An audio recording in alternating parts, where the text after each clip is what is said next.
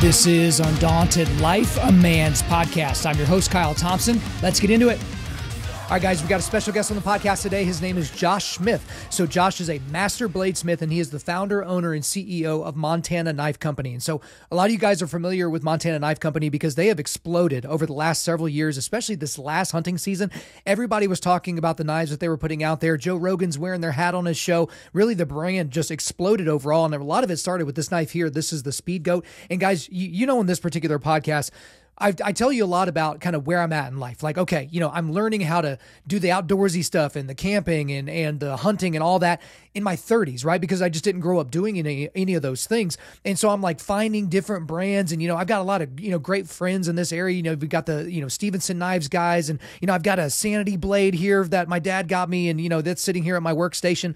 But talking to a guy like Josh, who has been into the knife making game since he was really like a little kid. He had a little league coach tell him about how to make knives, and he started at a very early age. And this isn't a guy that just knew he was destined to make knives in his life. It was just something that he liked to do. And so in this podcast, we talk about that entire story of from the moment you became interested in making knives to right now, when people are literally bending over backwards trying to do everything they can to get their hands on one of your knives, what happens. But then also, now that this is your business, now that you're growing MKC, you're growing this entire knife empire, what are the struggles that you're having? What are the things that you're looking to do? What are the limitations that you have, particularly on your brand? And then at the end of the interview, we talk about misconceptions about knives, what people do wrong when they go out and buy knives for particular purposes and things like that. But he just gave us a lot of insight into what's happening at Montana Knife Company, what they're doing as they move forward into the future.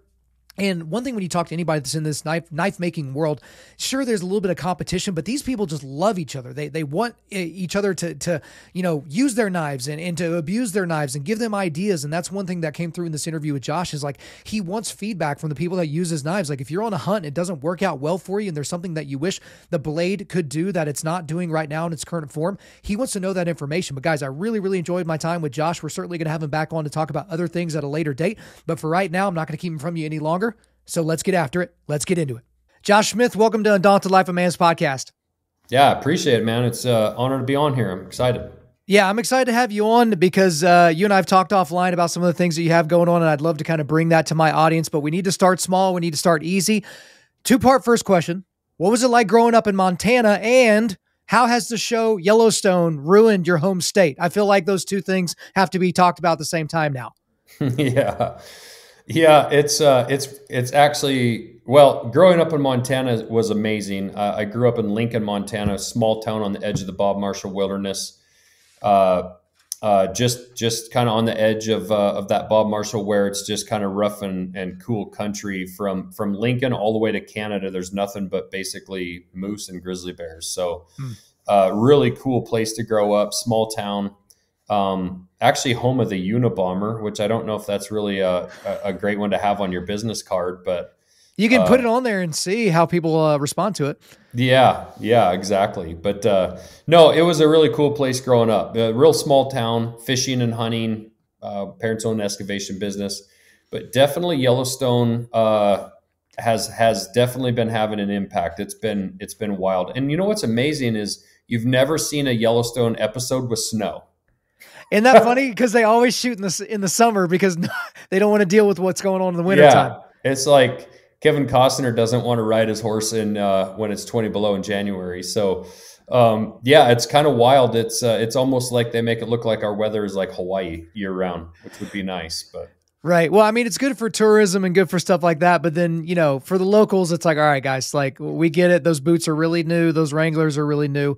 But obviously growing up, being around fishing, being around hunting, it kind of, I guess, led you towards what you're doing now as a business. But my understanding is that you got into knife making at a very, very early age. So as I understand it, 11 years old, that was when kind of one of your coaches got you into knife making. Is that correct? Yep, my Little League baseball coach. He was actually an outfitter, elk hunting outfitter, and he was a Little League baseball coach. And parents bought me one of his knives for Christmas, and then he invited me up to make one. So again, real small area, kind of everybody knows everybody, and was really cool that he was willing to let me come into his shop as a little kid and work with him.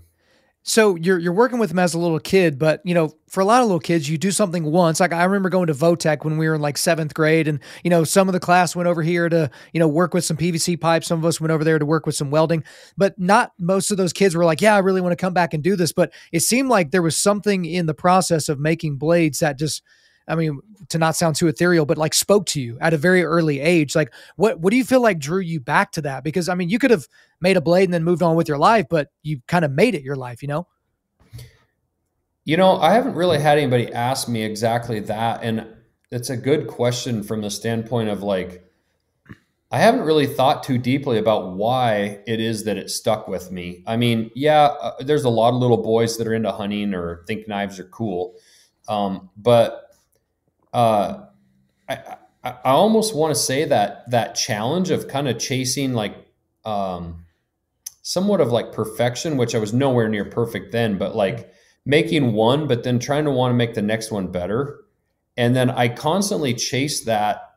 Well, I mean, I still do that, but really for the next 20 years, I just like set these sights to try to kind of achieve a high level of knife making, but it was a long and really slow and painful process. Like you don't get better overnight. And actually, when I think about it back then, there was no internet. There was no YouTube videos. There was no Forged in Fire on television.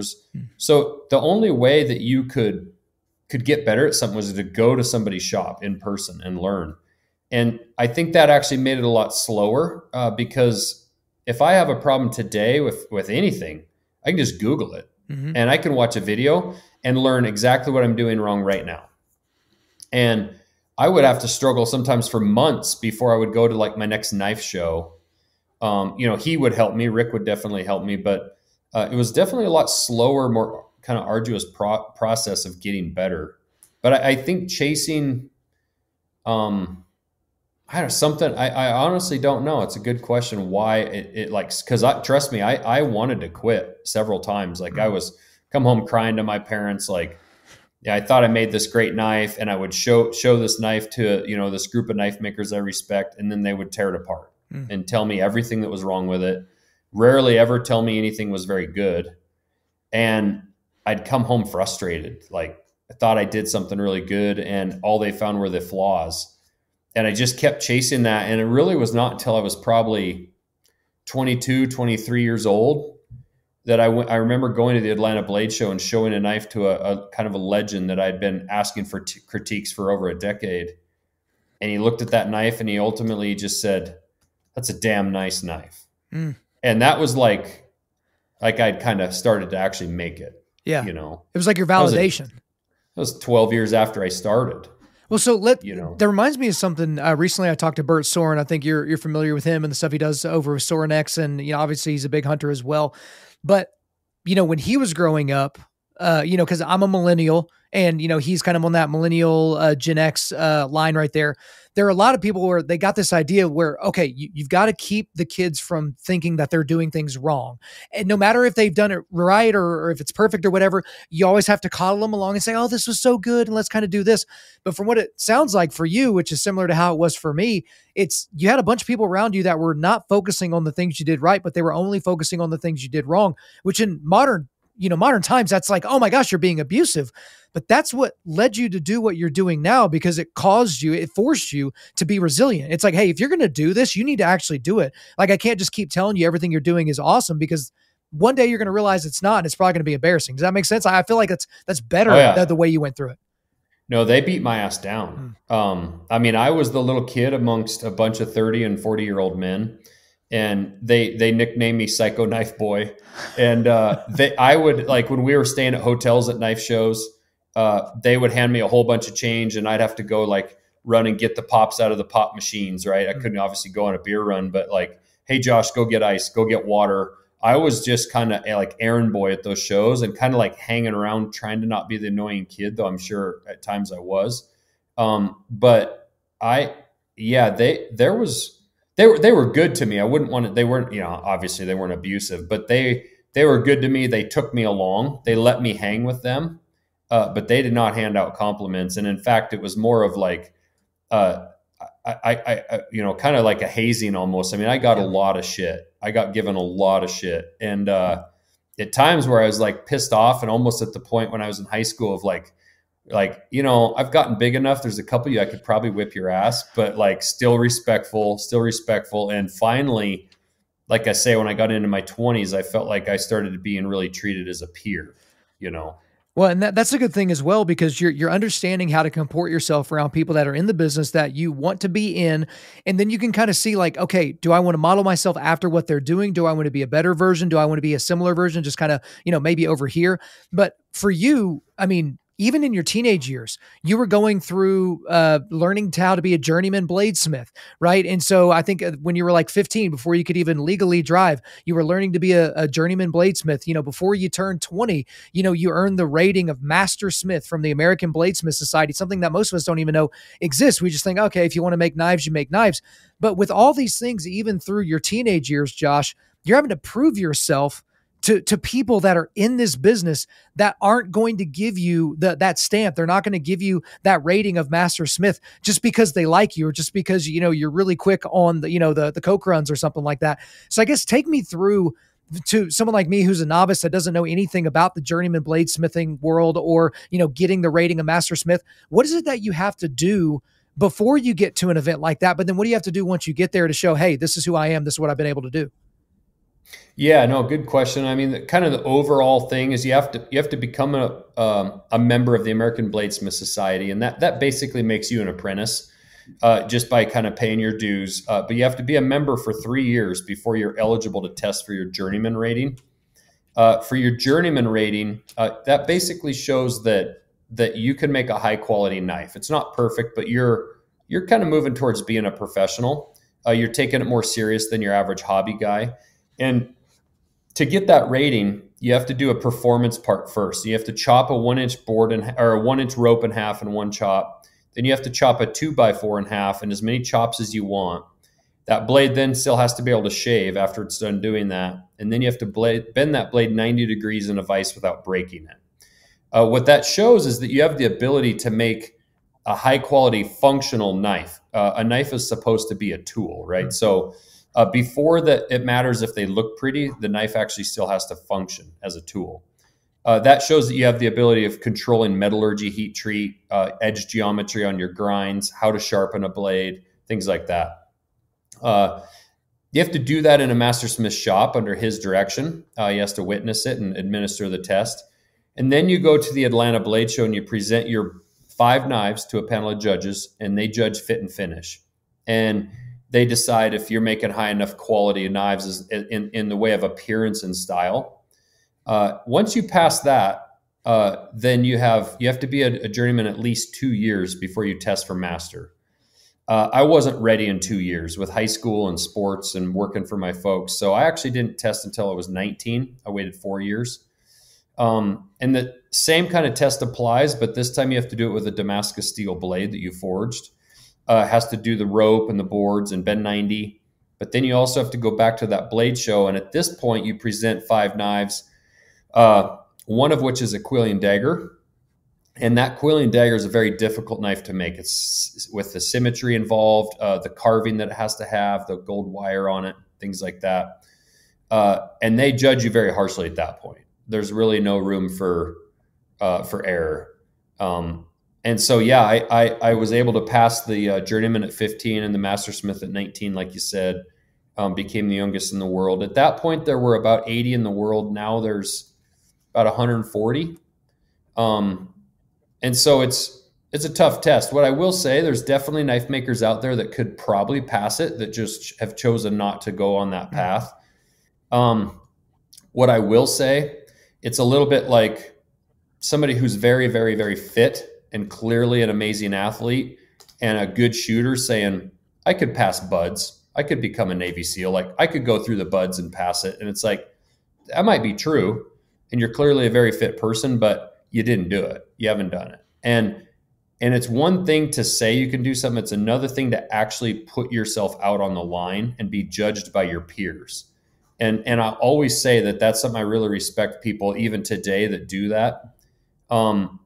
A lot of those guys don't maybe necessarily have to business wise. I don't think it necessarily grows a guy's business today huge that passes it, but it's an accomplishment of putting yourself on the line, you know, and being willing to be judged by your peers. Yeah, I mean, you're laying yourself bare. You're literally like, look at all this work I've been doing. And like, look, if it doesn't bend to 90 without breaking, like it just kind of is what it is at that point. So I'm curious Right. for you, because I'm sure there are people that have gone through the process you went through that didn't make knife making their career. They didn't build this enormous knife making business.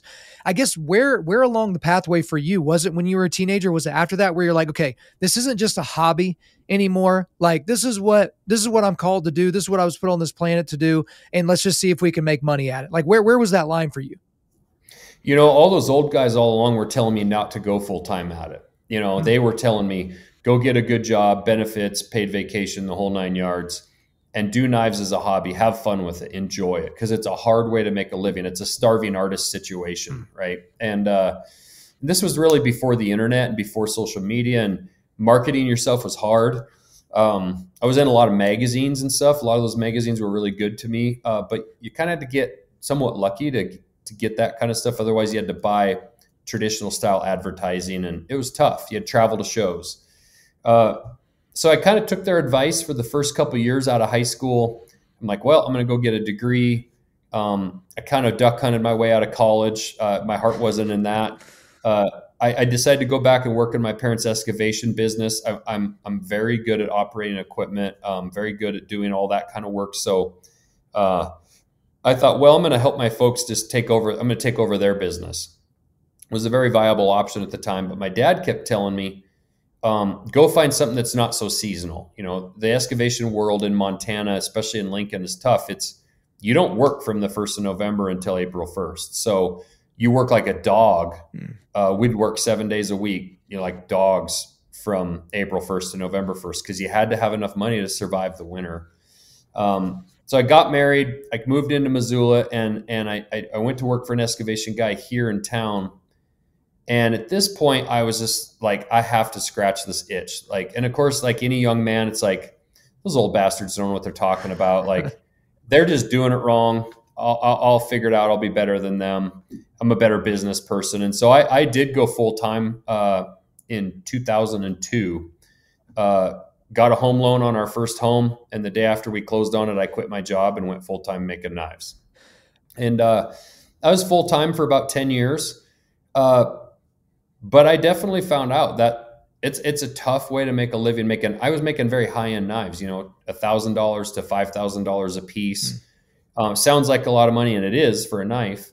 But it's like one knife a month, you know, or you're working on something and then you screw it up and you lose all that time. And the economy started crashing in 2010. The housing market, that whole thing.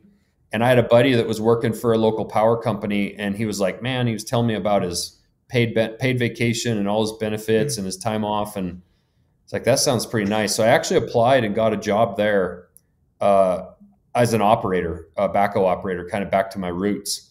And, kind of to run you through that, kind of long story short, in the beginning, it was a relief, like going to work. God, you just showed up to work. There was something on the sheet told you where you had to go. You just go do your job. If it doesn't go well or things aren't going well, yeah, you worry about it tomorrow. It's not your problem, right? Or they'll pay you double time to fix it and work overtime. Mm-hmm. And it's like, man, this is a relief compared to the stress I've been under. But I also had this, like, I want to say a little sense of failure, but also a sense of like, I still had an ultimate goal of a knife company I wanted to build. And I was realizing as a full-time maker, I was never going to get the money built up to afford the time to start Montana Knife Company, which was the production business I always wanted to start. Well, that lineman, I ended up progressing and going away from operating there, and I got an apprenticeship, and it became a journeyman lineman at that same utility. And that lineman job was good money, and it also provided me, plenty of time after work. You're home at 5 o'clock. Hell, there's 5 or 6 hours left in the day. Right. And so every night when I got remarried, I started working on prototyping and thinking about Montana Knife Company and getting back into making knives that I'd kind of taken a little hiatus from. And And I just had this itch at work every day that it wasn't fulfilling. And that if I didn't chase that dream, I was going to regret it forever. You know, I talked about Montana Knife Company with a friend of mine. His name was Nick Salter, 100 times, if not 200 times, about this business I wanted to build. And I'd sit in the bucket truck and talk to the lineman I was working with about this outdoor business I wanted to build and this knife company. And we talked about it for years. And it was turning into one of those things like you're either going to talk about it forever or you're going to freaking do something, right? And I'll tell you what, the game changer for me was when I got remarried. I'd gone through divorce. My house had burned down. It's basically a country song. You know, my dog ran away, all that stuff. And when I got remarried, I all of a sudden was married to somebody who, instead of like feeling like I was paddling into the wind, all of a sudden I had wind in my sails, right? And she was like, I told her about my idea of this company, and she was like, well, you should quit your job and do that. And I was like, well, slow down. not just yet. And she was like, well, let's do it. And so she's like, I have the house, I got the laundry, I got the kids, I got dinner. You go to your shop and you figure this shit out. And honestly, she's the one that enabled me to get out of my shop and start to actually build Montana Knife Company. And you know, I launched that in 2020, which was COVID. Right. Actually at Bert Soren's place that you talked about, Bert, at Winterstrong. I showed some prototypes around, and that group of people, that group of individuals, they were just like, hey, we got you. We're behind you. And I came away from there of hanging around like-minded, or actually I felt inferior in that crowd. Actually, I was hanging around incredibly accomplished people. And when people like that, whether it's business, sports, military, whatever, when people like that are like, we got your back, we believe in you, you can do this. I came home and I had this attitude of like, we're freaking going. So, okay. That kicked it off. So I really appreciate all that, because you really covered a lot of things that I wanted to get into, because it's like, you're right. A lot of people have that idea that they're capable of doing, but they're scared, or the timing's not right, or they don't have the funding, or, you know, they've got a drag on their life. You know, it's an actual ball and chain kind of a situation. And so it seemed like a lot of things kind of coalesced together and kind of clinked together in the same time period. But I mean, looking at the calendar, it's the beginning of 2023. You just launched this in 2020.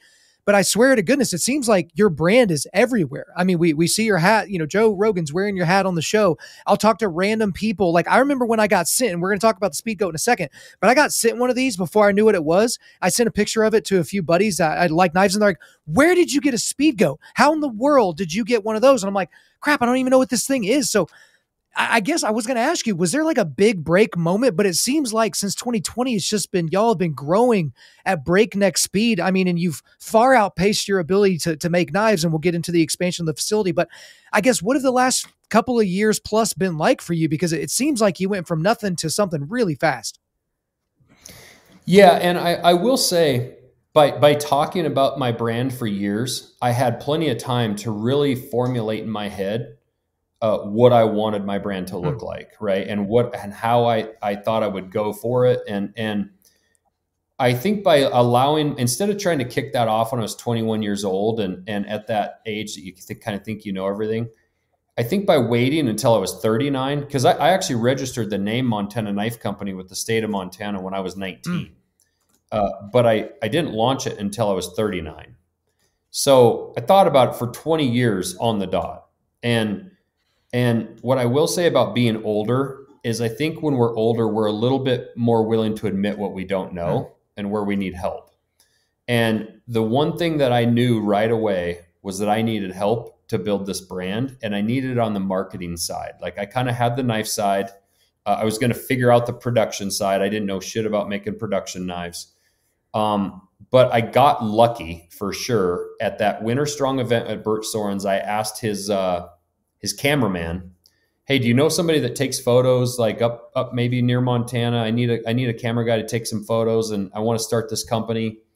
He's like, yeah, actually I do. His name's Brandon. He lives up in Kalispell. And I'm like, oh, it's 2 hours for me. Like, what are the odds, right? In South Carolina, this guy knows. Well, I hired Brandon to come down, take some photos. And he was like, well, I can build you a website. So I hired him to build me a website. And through that process, I started realizing this guy's freaking good. Like, he gets my vision. He's fast. He's really good, experienced. And I even at that point didn't know just how good. And so I couldn't afford to pay him to do it all the time, full time. So I offered him a partnership and actually gave up 40% of my company on the spot. And I said, we're going to be 60-40, but I'm doing that because I want you to be all in. And if we're either going to fail and it won't matter, or we're going to crush it, and even if I gave up 40% of my company, I'm still going to do well and I'm going to be happy. And by relinquishing that side of it and giving up that ownership and admitting what I didn't know, really was kind of that big break, because quite frankly, we didn't have the big break that I think you're referring to. Like, we just started to grow, right? And we started seeding knives out, and we started doing things the right way and talking to people and using relationships. And we had an incredibly helpful support crowd from that Winter Strong group and other brands. And instead of one big aha moment, it was more like the hits just keep coming. Right. And this brand supporting us, and that person, and Joe Rogan's wearing our stuff. And then this happens, and it just hasn't stopped. And in fact, we just kept pouring gas on the fire. And then all of a sudden, we didn't have any money for Brandon. I didn't take a paycheck. Well, actually, I finally quit my full-time job January 1st of 2021. So that was the point where it's like, we're all let's in, burn the right? ships. Let's do it. And Brandon and I didn't take a paycheck for half of that year. We didn't have a marketing budget all of last year. Even in 2022, we really didn't spend any money on marketing. We gave knives away to what we thought were badass people. And I feel like if you want a badass brand, you have to collect badass talent and legit people, not just based off Instagram followers, but like, the dude has 500 followers, but he's freaking legit.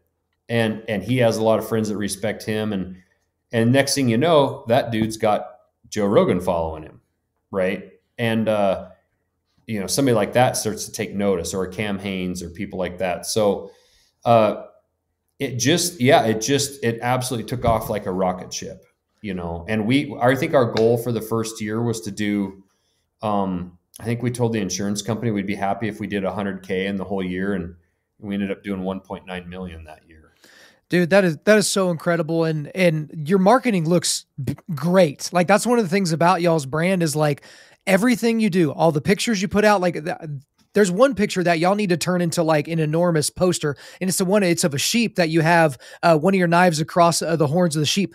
That's a gorgeous photo. You should put that everywhere. You should tattoo that across your chest. It's amazing. And so like everything you do is on such a high level. That's awesome that you found a guy that was willing to partner with you, because that's the thing that people don't really understand, Josh, is for the people that are employees out there, which is most of the people out there, if that's what you're wired for, you have your own set of problems that you have to deal with, but it's a different set of problems when you're signing the front of a check as opposed to the back of a check. Whenever you have people dependent upon you and those people have people dependent upon them, wives, kids, extended family, elderly folks, it becomes a major, major issue. It's not just about building some cool brand so you can be Mr. Cool Guy on Instagram. It's like, no, we're changing lives. We're changing the foundational structure of these people that need money to survive.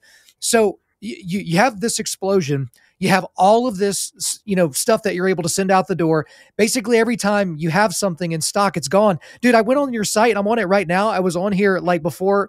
I don't know if I can buy anything, right? Because all the blades are sold out. I mean, I could buy a t-shirt and a hat, but I guess take me through that, because like everything's always sold out. You have these drops that you do, which is actually really cool because it gets people excited for, I got to make sure I'm buying my computer at 4 p.m. on Thursday so I can buy the Stone Goat or whatever. But take me through kind of the stock. Are you keeping the stock low so people are checking the website all the time? Like, just take me through all that. Yeah. So that's actually, when it goes back to launching the company, again, I had a little bit of money that my savings that I could start with. So I started with 200 knives, which to me was a lot of knives at that point. We made those. It takes months to make those. I actually made a lot of mistakes. I hand ground every single handle on those. And I started realizing like, that's not scalable. Right. And And so we ended up selling those, and then we ordered another 200, right? And then they went pretty fast. And so it was like, all right, well, we got a little bit more money. So we ordered, I want to say 300 or 400. And boy, by the time, like, it takes months to kind of get through the process of making that many knives, right? And we were learning the process a lot, so we were slower. And God, we launched those, and they just, at that point now, they just sold like in minutes. It's like, well, and it would be arrogant for me to think like, oh, well, let's go make 10,000, right? So like, you know, at that point I was like, well, all right, let's make another like 500 or 600, right? And I remember when we got to the point where like, dude, should we order 1,000 blades? And what's scary about it is you have to put all that money up front in that process the whole way along before you sell one blade, much less all of them. But we did it the old school kind of bootstrapping way. And instead of being super greedy and trying to get out over our skis, I refused to put money on a credit card to do it. We just let every knife sale help build the next knife sale. Okay. And we weren't going to take investment money and all that stuff, and spin that out over a couple years. Honest to God, every time we were ordering blades to get cut, you know, from our laser to cut these blades out, we thought it was like enough knives to actually be in stock on our website, and we would drop those, and Kyle, those suckers would sell. It was absolutely crazy. Yeah. And the other part of it that was a real struggle for a first year and a half was the fact that we were in COVID, and the supply chain issues were a problem. Yeah. Getting steel was a problem, you know, everything, shipping it was a problem. So spin that forward to today. We've upped our drop tempo. We have more knives going. We've hired last Christmas, you know, a year ago at Christmas, our Christmas party consisted of my wife and Brandon and I and 2 employees. This year is my wife and Brandon and I and 14 employees. Mm-hmm. So we're growing, we're making knives faster. And a lot of people might think we're actually like playing funny business with the numbers and like holding knives back. It's actually not true at all. What we're doing is we're building as many knives as we can in a set amount of time, and we're dropping those, and then we're working on the next set of knives. We did drop Speedgoats in December, on December 9th, and we thought this is going to be like, and we marketed it this way. We told people for months in December, we're going to have Speedgoats in stock full time, right? And we launched those December 9th. And I was certain that we would have those knives till like into summer probably. And we also have a plan to backfill where we have Blackfoots coming in stock full time in March.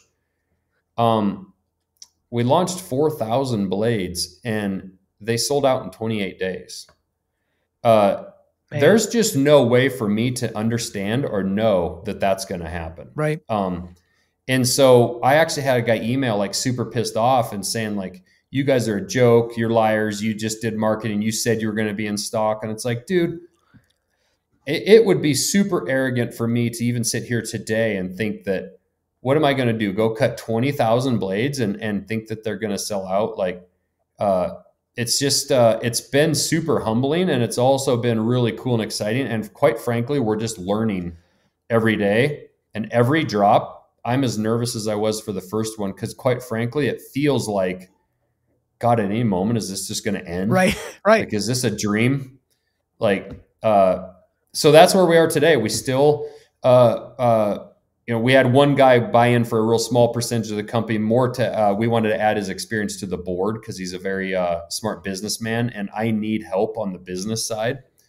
And but we don't have big investors.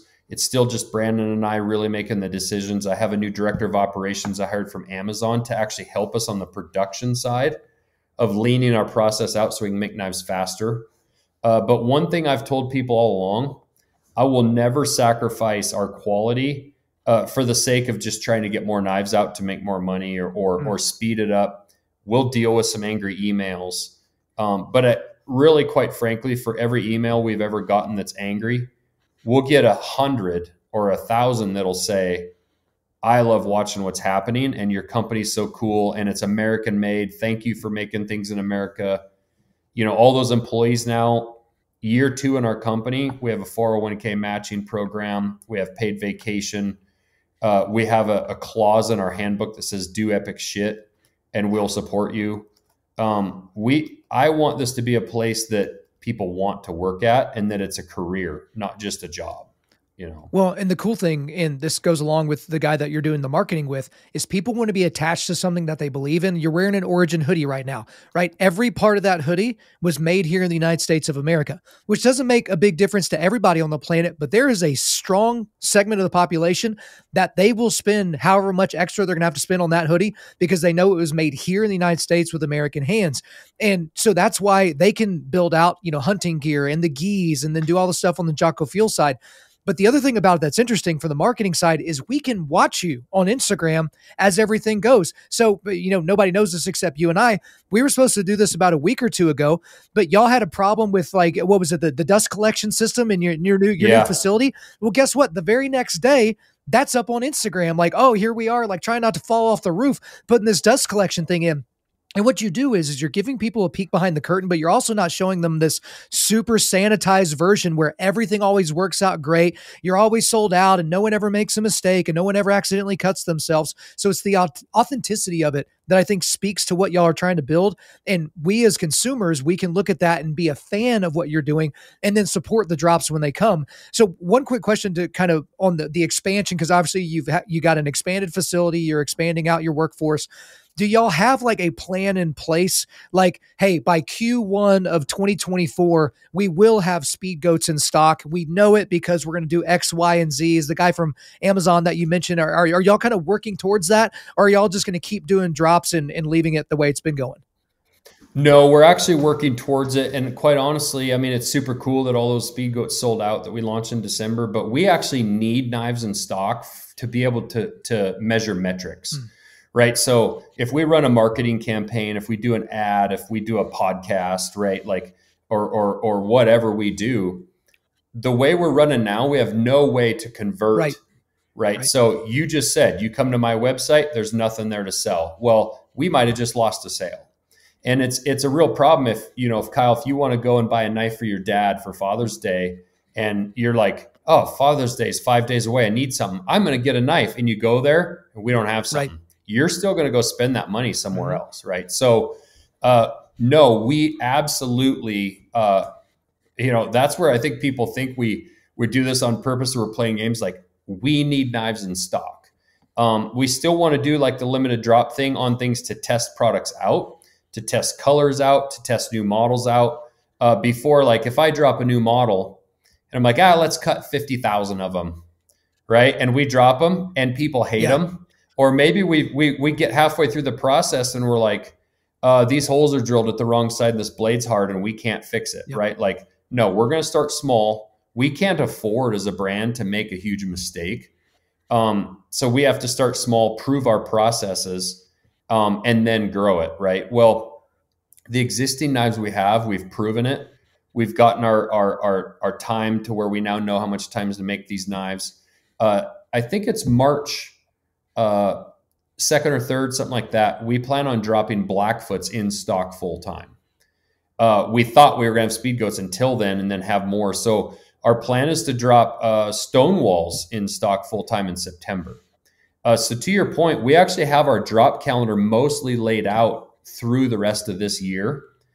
And we actually had meetings all day yesterday with a man that actually we just asked and he accepted. He's going to join our board of directors.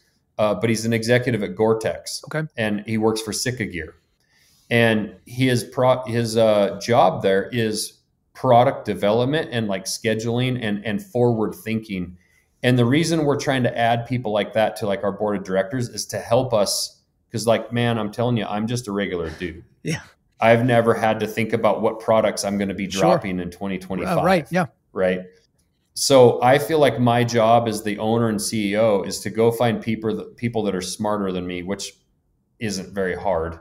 But if I can add really good people around us, I think you're going to see our brand grow up a lot in the next year or two, just by adding experience, adding those puzzle pieces in. Because I could try and figure it out. I've definitely figured a lot out on my own in the last 2 years. But that's also why we've maybe been slow at certain things, right? So, yeah, it's a very exciting process. It's super cool. There's a ton of planning that goes on behind the scenes. It might appear as though we're just kind of like, oh, we're just going to make these and sell them. There's definitely a lot of planning involved. Absolutely. And I think the thing that's also, it reminds me of an interview I did with the guys from KC Cattle Company. For those people, like, they blew up overnight because there was some big magazine that did an article about their Wagyu hot dogs. And it's just like, well, they didn't have those in stock for the amount that they sold. So they just, right from the beginning, they sent out an email and said, hey, we want to fulfill this order. We don't have it on hand. If you can wait, I forget how long it was, 6-7 weeks or something like that, we'll get them to you. And he said, overwhelmingly, the people are like, oh yeah, we'll totally wait. We just want to do what we can to support you. Again, being authentic with people from the very beginning and just showing your cards, even if, you have your pockets out or something like that. It's like, look, we're going to make this happen, but just come along on that journey with us.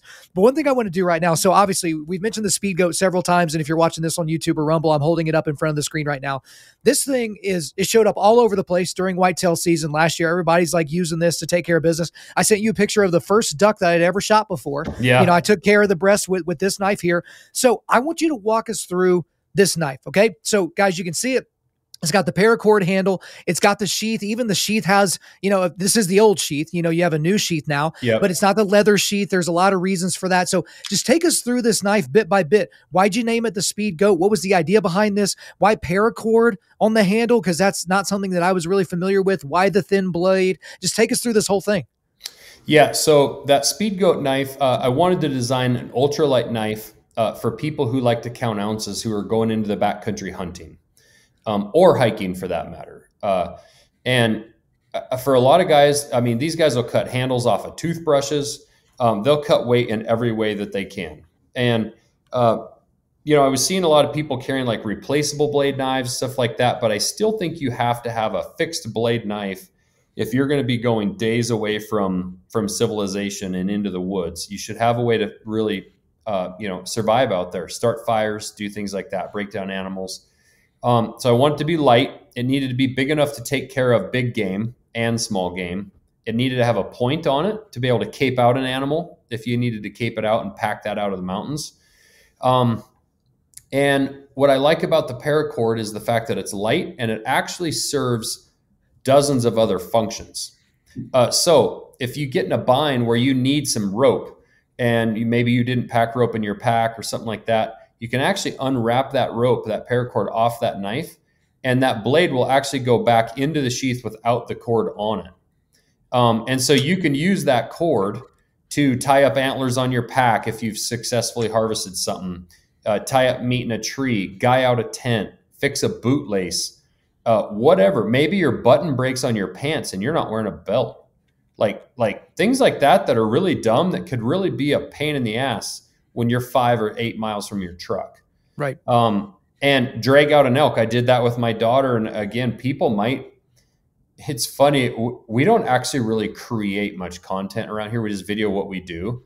And my daughter and my son shot an elk. My son's elk ran down into this north face timber.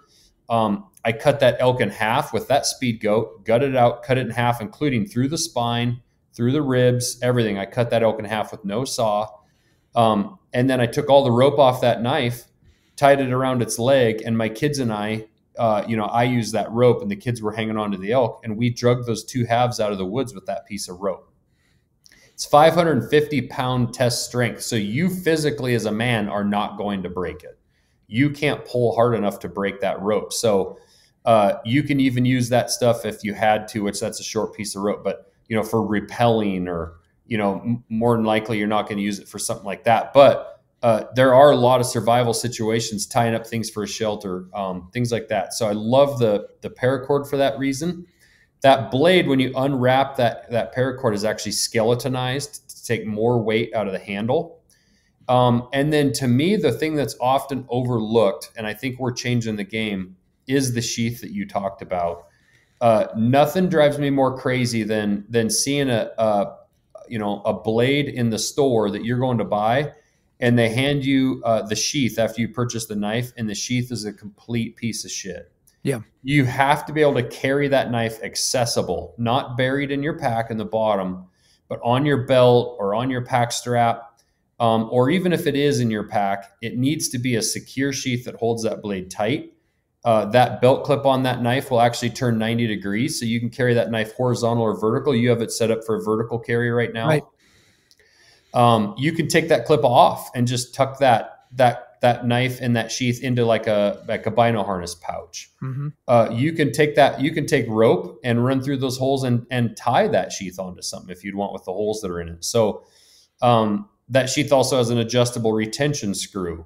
The last thing I'll answer that you asked me is, why is it called the Speedgoat? People that maybe don't live here don't know, but that's a slang term for an antelope.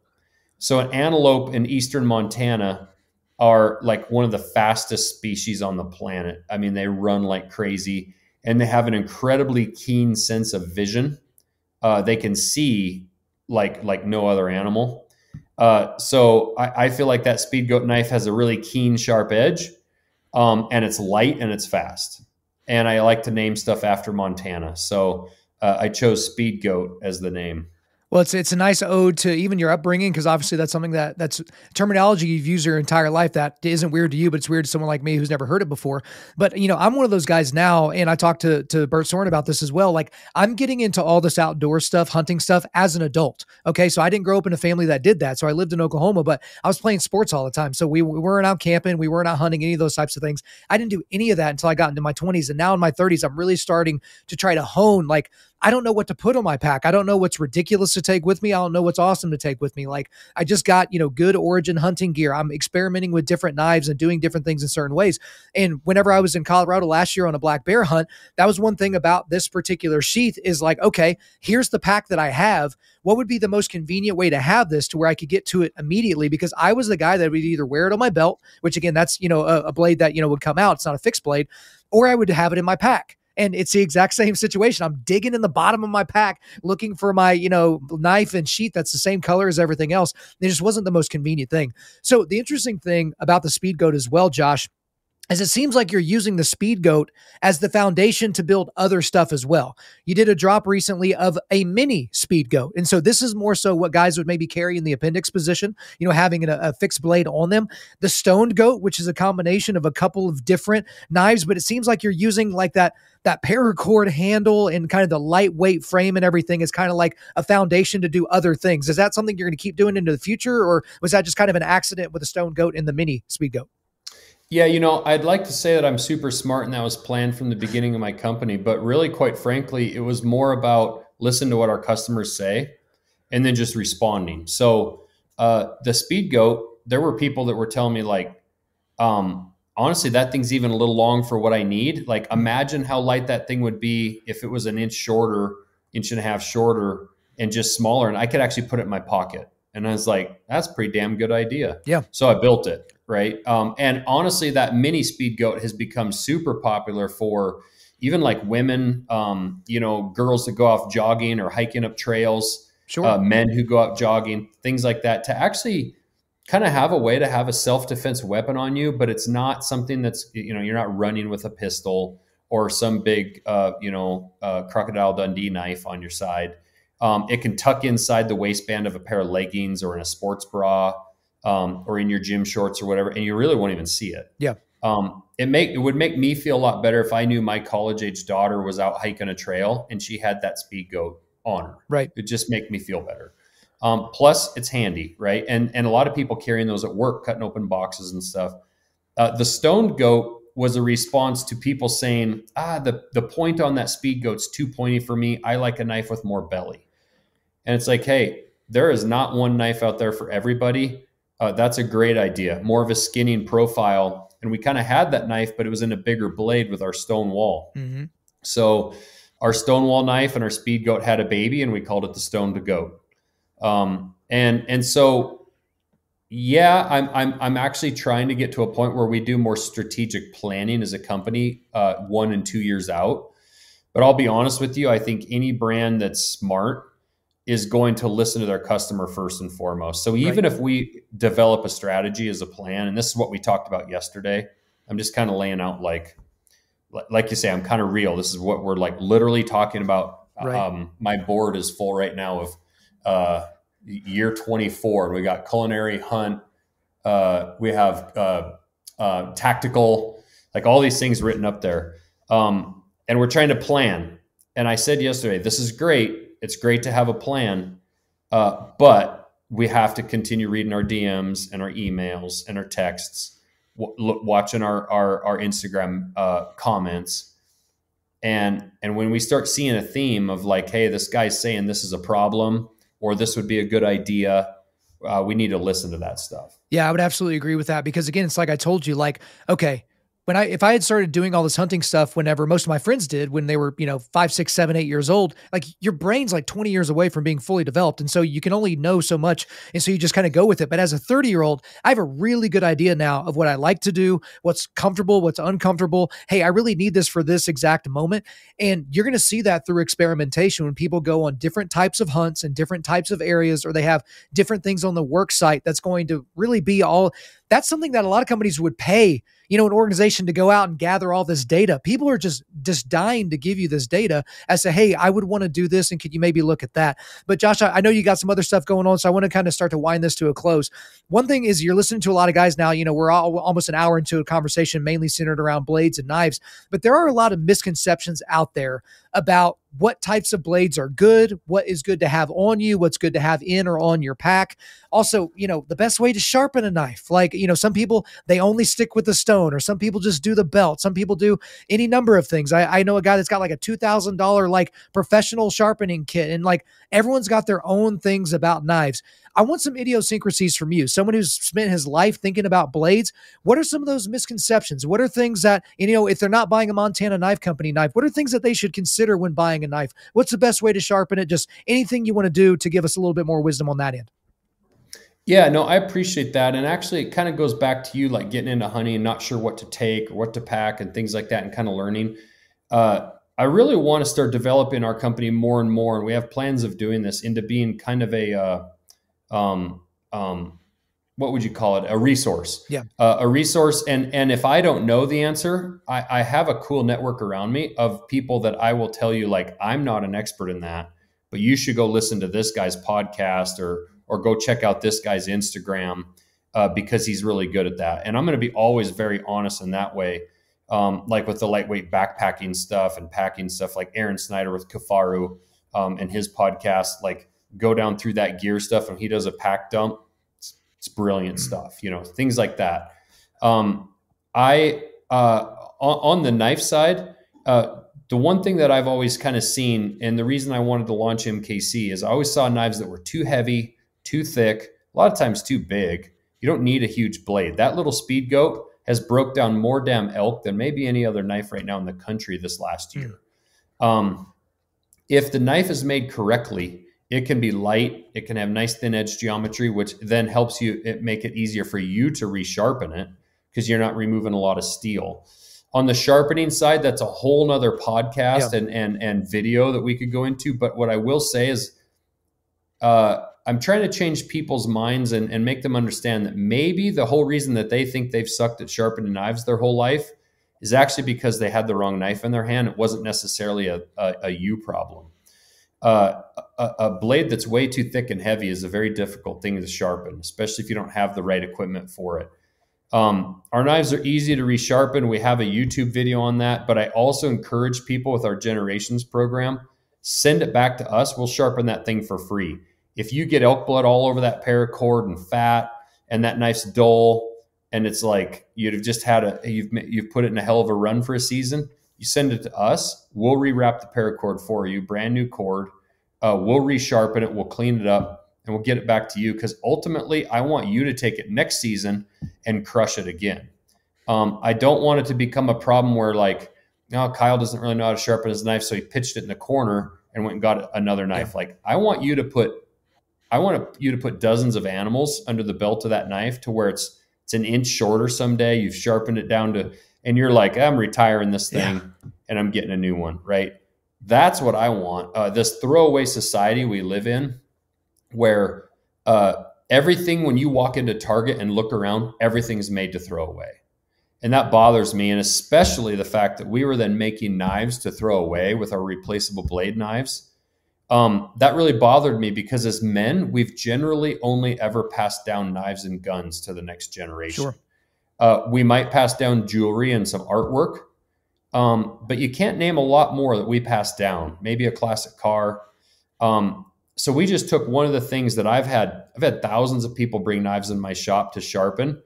And it was never about the knife, but it was always about who carried it. Mm. This was my grandfather's. This was my uncle's. This was my aunt's chef's knife or my grandma. And though you might not think anybody cares about that Speedgoat today, of like the fact that you're using it on your hunts, in 50 years, if that knife's still around and you've passed it down, somebody's going to go, my grandpa used this on his first duck, and then he used it on an elk, and then he went sheep hunting in Alaska and used it up there. Like, those are the memories that, like, someday you're going to be gone, and all that's going to be left is a few things that you touched with your own hands, and that's what's going to be special to the next generation. You know, I think that's such an amazing word, Josh, because you're absolutely right. I'm thinking of one of our biggest supporters and earliest supporters of our show and what we do here at Undaunted.Life.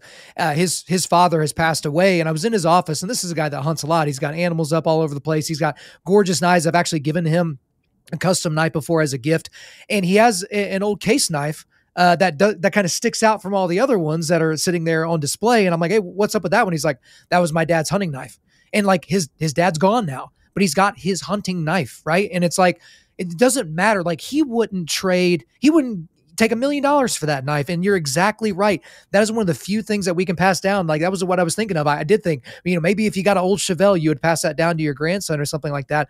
But you're absolutely right. I just love the work that you guys are doing. And just another shout out to y'all's YouTube channel.